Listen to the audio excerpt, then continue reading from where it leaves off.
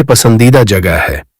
कोने की मेज की तरफ उसकी नजर पड़ती है और वो एक लड़के को देखती है जो किताब में गहरी दिलचस्पी ले रहा है।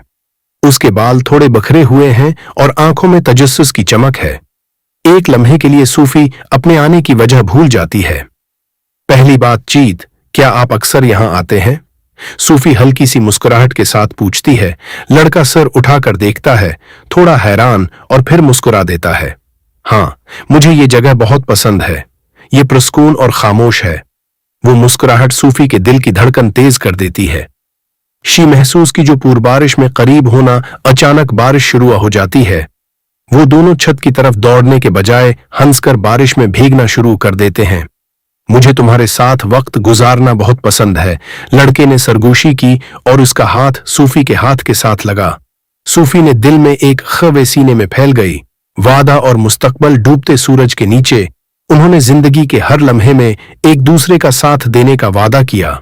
जो भी आए मैं यहां रहूंगा, लड़के ने कहा। सूफी ने उसका हाथ मजबूती से पकड़ा, ये जानते हुए कि ये सिर्फ आगाज है। इख्तिताम दिन बह दिन उनकी दोस्ती मोहब्बत में बदल गई। यूनिवर्सिटी की छोटी छोटी यादें, हंसना, बातें करना और साथ गुजारा हुआ हर लम्हा उन्हें करीब ले आया।